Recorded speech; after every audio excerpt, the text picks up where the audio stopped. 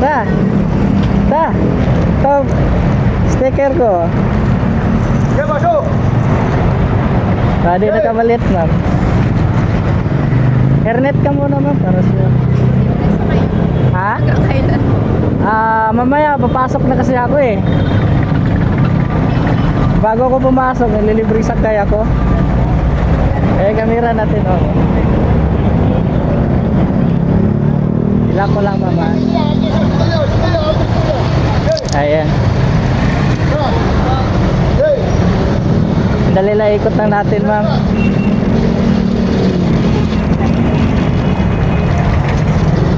Sa kabila, ma'am. Dito.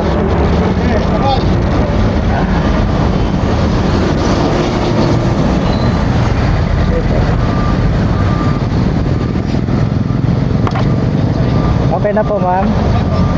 Salamat sa pagtitiwala, ah.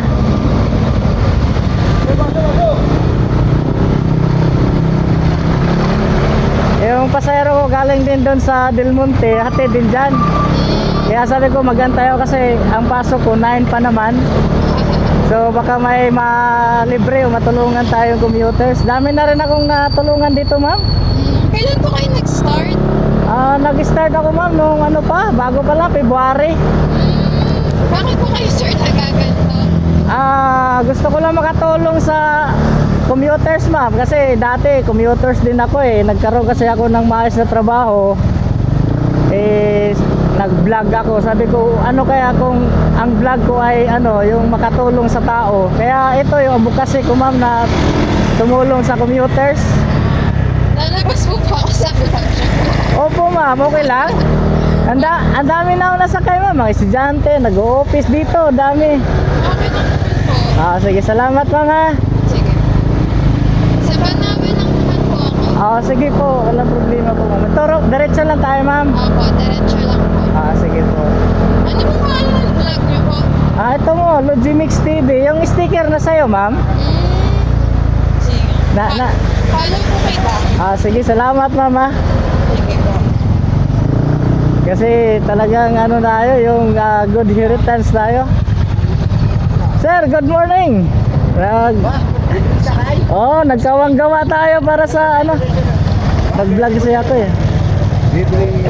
Para makatulong tayo sa ating ano. Dito rin kasi ako nagtatrabaho, sir. Salamat, ha. Di ba? Di na tayo sinita ni sir kasi pero mo libreng sakay.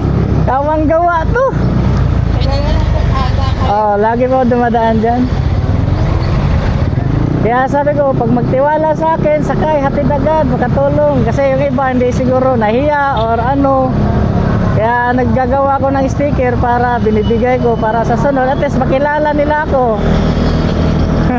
Galing na. Opo, at least sa ganitong paraan makatulong kasi masaya na ako pag sinabihan, Kuya, salamat, di ba? Lalo na po pag traffic pag Friday. Oo.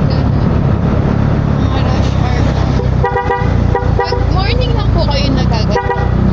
Morning tsaka ano, pagkatapos ng trabaho, ma'am.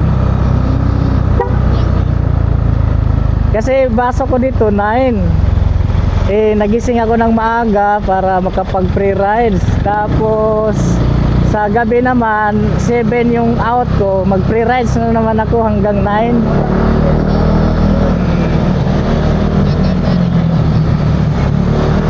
Diretso lang po tayo, ma'am. Opo, diretso. Kahit doon na lang po sa stoplight. Hindi, ma'am, wag ihatid kita kung saan kasi nandito na tayo, wag kang mahiya, ma'am. Hindi po may gagawin din po kasi ako. Or sa C-Square, small na lang. Sige. Doon sa pangalawang stoplight, di ba? Sige. Ilang buwan pa lang din po ako dito eh. Bago ka lang din? Opo. So, saan ka ba galing yan? Manila pa, ma'am? Kalooban po po ako. Kalukan ka rin? Pares tayo, Kalukan din ako. Saan ka ba sa Kalukan? Sa North po. North ka. Ako sa South. Medyo malapit ka po. Dyan, sakyan mo, bus, no? Opo. May UB naman po. UB Express, no? Opo. Jeep or UB. Malayo din pala yung saan ka doon, ma'am? Sa Barte? Opo, sa Barte.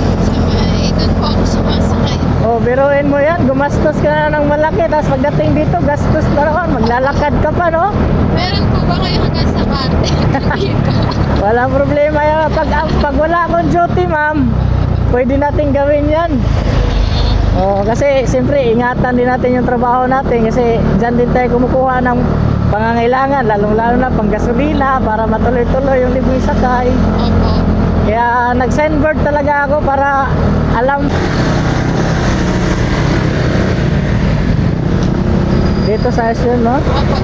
Or dito na lang po. Ah, dito na lang. Pwede na po. Maraming salamat, mama. Hindi po. Thank you. Thank you din po. Po. Para si... tayo na.